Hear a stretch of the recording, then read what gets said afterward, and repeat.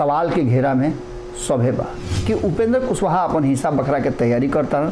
500 रुपया जौन सरकार की तरफ से अनुदान मिलता ओकरो में से देवे के पड़ता, तो एक से बड़ भ्रष्टाचार का हो सकेला कि गरीब दुखिया के जौन पैसा जा रहा बा या ओकरा खातिर राशन जा रहा बा ओकरा से साइन तो करवा लिया था, लेकिन वह में झोल झाल हो जाते रुए।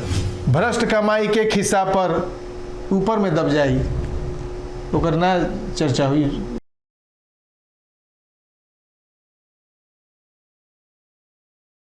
गोड़ लगता नहीं हेरा से अभिनंदन बल वालों के खूटा ठोक है और खूटा ठोक के विशेष तो बदकुचन में वालों के सामने एक बार फिर से हमने के दोनों आदमी 200 नौजोर के फिर से प्रणाम करते हैं। आज तनी विषय गंभीर बा और खास करके गंभीर ऐसे बा कि ये बिहार के अस्मिता से, बिहार के भविष्य, वर्तमान और भूत से जुड़ल बा। साथ ही साथ नीतीश कुमार जी के जौन लगातार 17 साल के शासन बा, वो शासन के सुशासन कहल जाला और कहल जाला कि नीतीश कुमार जी जीरो टॉलरेंस के जो राह बा ऊपर चलेले। क्राइम, करप्शन और कम्युनलिज्म के खिलाफ उनकर बड़ा अभियान चलेला। 2005 में जब नीतीश कुमार अइले तोहरो याद हुई तो कोई गो अधिकारी पदाधिकारी के धैले, उनकर संपत्ति के जांच भइल, उनका घर में स्कूल खुलल, ओकरा में गेस्ट हाउस खुलल, संपत्ति पर कब्जा कर गई, तो बुझाइल कि मने बहुत कुछ बदल जाए।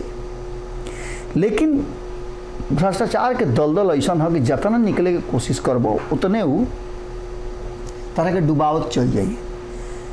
लेकिन एकरा साथ साथ बिहार के राजनीति में और बिहार जन तरीका से चल रहा बा ओकरा में नीतीश कुमार के दोषी बनावे से पहले और नीतीश कुमार के कुछ कहे से पहले भारतीय जनता पार्टी के भी कटघरा में खड़ा करे के हुई कि जब ना तब खेल भंडोल करेला।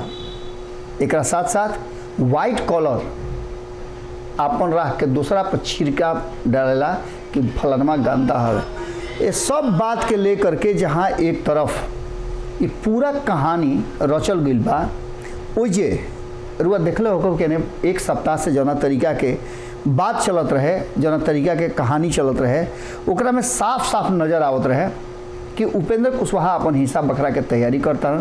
नीतीश कुमार जी ओकरा खातिर परेशान बड़न और वो परेशानी के जब हल निकलल तो उपेंद्र कुशवाहा अपने से ना हरे लगे ना फिटकिरी, रंग चोखा हो जाए वाली बात कैलन और आपन फिर से एगो पार्टी बना लेलन। अलग रहा, हाँ अलग अपन पार्टी बना लेलन। कारण कि नीतीश कुमार जब राष्ट्रीय अध्यक्ष बाड़े, मुख्यमंत्री बाड़े, अपन पार्टी चलावत रहे, लालू प्रसाद अपन पार्टी चलावत रहे, राष्ट्रीय अध्यक्ष बाड़े, तो हम लोग के संगे संगे काहे वो लोग के पीछे पीछे चलो, हमहू अपन पार्टी बना ले। लेकिन ये हिस्सा बखरा में एगो और बात भइल कि का लेके आइल रहन आ का लेके गइले। एगो लड़काई में वो तू सुन लखबा कि बढ़ई खूंटा चिर खूंटा में मुर्दाल बा, का खाई का पी का लेके परदेश। उपेंद्र कुशवाहा के कहल जा रहा बा कि लेके जौन आई रहन उहो उनकर रह गई जदयू में और जौन लेके गइले उनकर बाँच गई। लेकिन आज जौन विषय हमने के रखले बन जा वो विषय बड़ा गंभीर बा।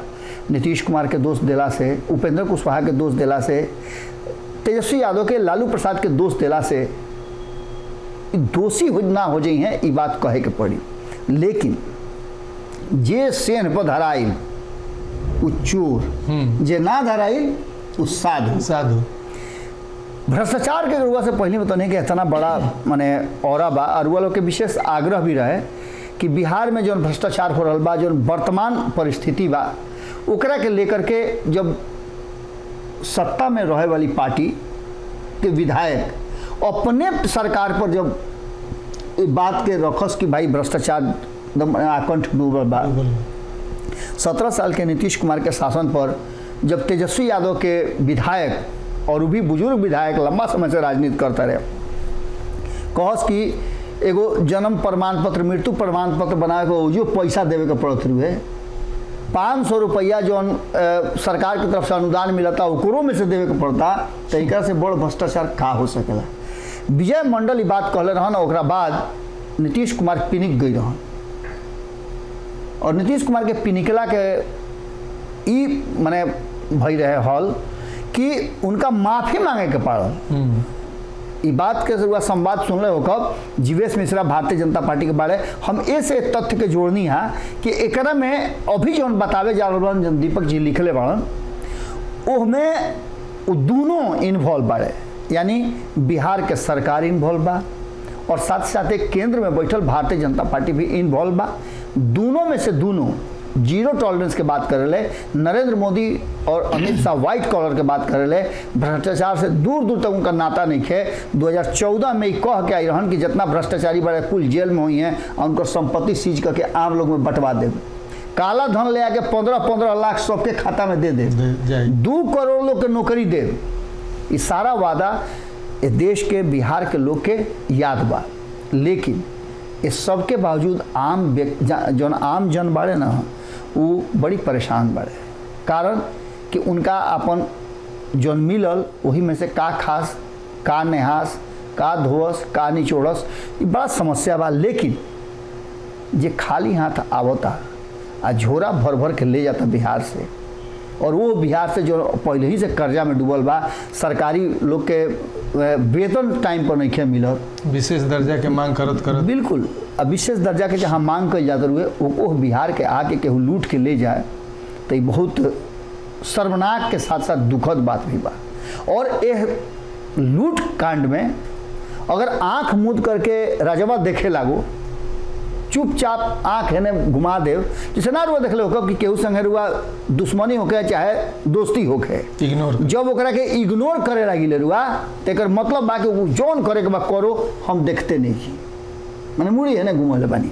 और इसने एगो विषय बा, बात लाट साहब के बा, और लाट साहब के चर्चा ढेर बढ़ उनकर एक से कथा कहानी बा, लेकिन आज जौन कहानी दीपक जी कही हैं वो कहानी रुआ लोग बड़ा गौर से सुनो और सुन करके ये बताई कि हम नीतीश कुमार पर, अपना विधायक पर, अपना मुखिया पर आखिर आरोप लगा सकीले तो लाट साहब पर काहे ना लग सकेला।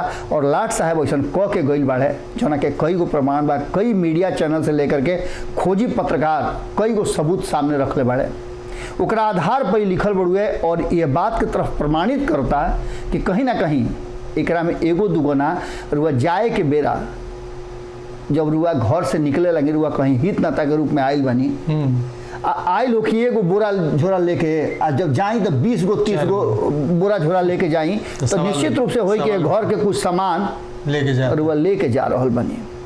ऐसा हितई कौना काम के लाट साहब के पूरा जो इतिहास बा, भूगोल बा, उस सब दीपक भाई शब्द प्रबंधन के अनुसार ओकरा के लिपिबद्ध करे के कोशिश के बाड़े। हम जानता नहीं कि रुआ लोग के बहुत नीमन लगी और नीमन लिखल का लगी, लेकिन जो घटना बानू, जो दुर्घटना बा वो नीमन ना लगी।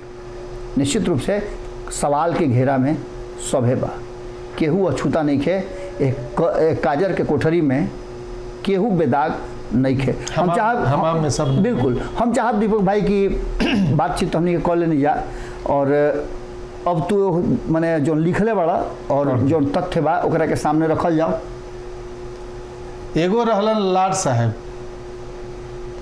एगो रहलन लाट साहब सबके गचा दे गईलन, खाली हाथ आयल रहन झोरा भर के ले गईलन। राजभवन में ठाट बाट तरमाल खूब उड़ावलन, राजभवन में ठाट बाट तरमाल खूब उड़ावलन, सुने में तो आवता कि अपनो नाम बुड़ावलन।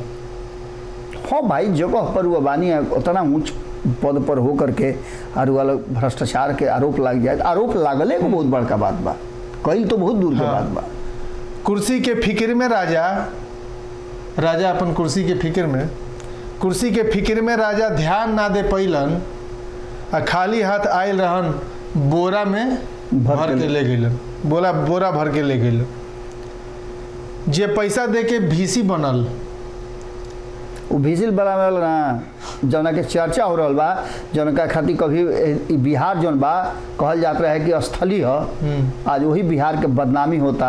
शिक्षा के क्षेत्र की हम बात करता नहीं, और शिक्षा के क्षेत्र में आज जौन स्थिति बिहार के बा यह कारण बा कि बिहार में IAS IPS तो खूब होले, लेकिन सामान्य शिक्षा जौन बा ओकर स्थिति और सरकारी स्कूल के स्थिति रुआ देखत हो तो आँख से माने ढकन लोर गिरत हुई, एमें कोनो दुराय नहीं है। दावा बहुत बा लेकिन ओकरा भीतर भ्रष्टाचार और बड़ा माने एकदम समझी कि जरी सोरी एकदम लागल बा।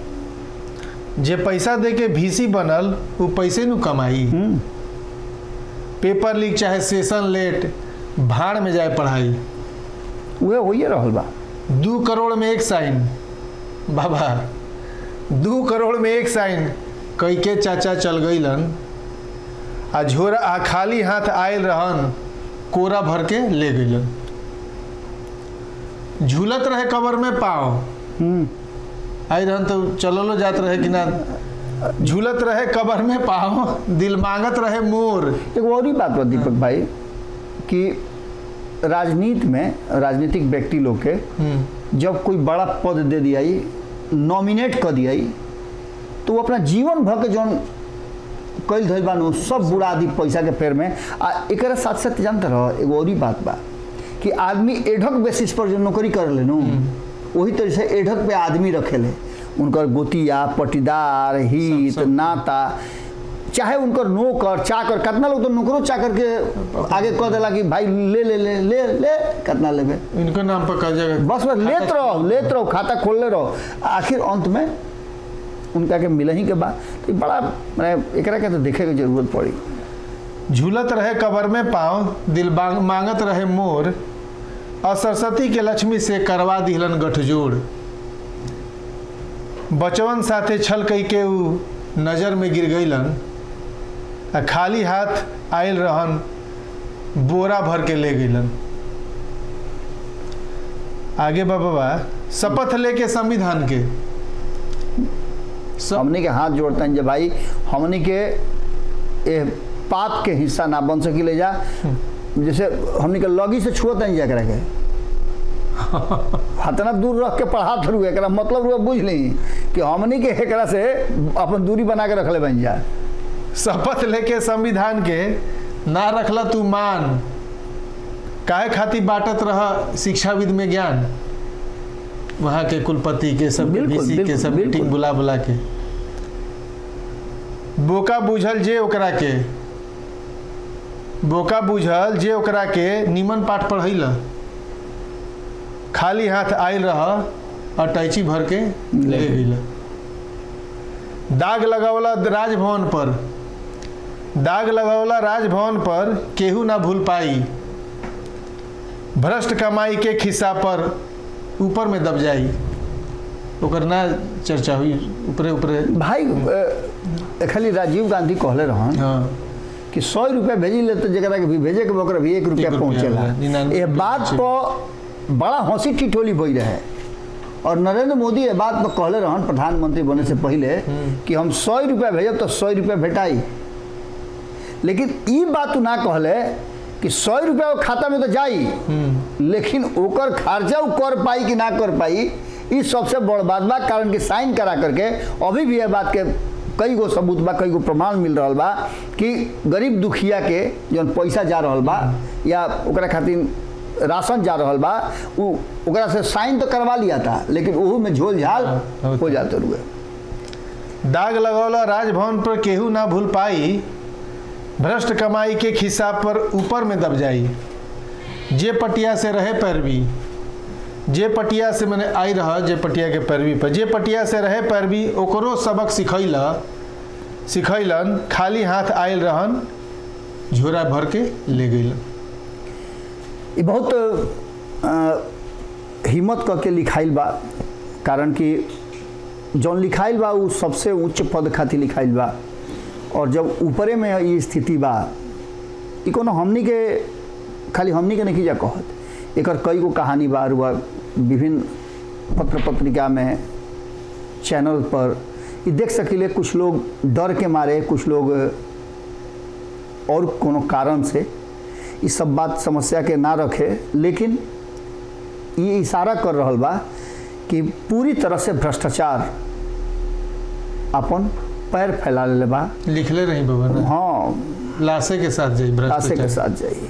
अभी हमनी के लाशे के साथ जाई बिल्कुल। बोन मैरो में घुस गिल बा बिल्कुल बिल्कुल अस्थि मज्जा में। और बहुत दुखद बा, खास करके जे सत्ता में बा वो अपन कुर्सी से ज़्यादा अगर कर्तव्य के प्रति सोच रखे तो निश्चित रूप से बदलाव हुई। और नीतीश कुमार जी और वह से बड़ी अपेक्षा बा राज्य के लोग के, अब तो देशों के लोग के अपेक्षा होके लागल। सब अपना जगह पर बा, लेकिन ये भ्रष्टाचारवा वाली जो नाई बियन हुए के गज से डुबा दी। बड़ी बाढ़ आवेला, 6 महीना बाढ़े में सुखाड़ में आ नइखे उन्हें बाढ़ में डूबत तो ले जाके कहीं इन्हें दक्षिण में सुखाड़ में रख दी। हाँ वो जब अपने दरार फाट के घुस जाई, मैंने सीता जी ने कहा दरार फाट के अपने घुस जाई। लेकिन एक खातिर तो काम कर रही के पड़ी, एमें कोनो दूर नहीं के। देखिए राजनीतिक चर्चा तो खूब कही जा, हमने के करबो कर ले जा, आगे भी हमने के जारी रही। लेकिन इस समस्या आम लोग के बुरे भ्रष्टाचार के हर वो कदम कहीं ना कहीं रुआ हमरा सब पर असर करेला।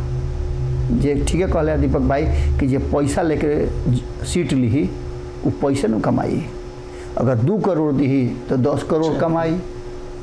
चलिए आज के हमने के बैठकी ये समाप्त कर जाता। और एक साथ साथ लोग के बहुत लोग के निहोरा रहे कि दीपक भाई जो लिखत रहे, बड़ी मेहनत करके लिखत रहे, आशीर्वाद बनौले रह सब है। और लिखी सब है ना कि मैंने एक विषय में और कौन कौन विषय में रुआ हमने से बतियावल चाहते हैं, जानल चाहता नहीं, कहाँ से हमने के खोज खाज के ले आई जा। तो आज खातिर यही जे विदा लेब जा, गोड़ लागल। नमस्कार।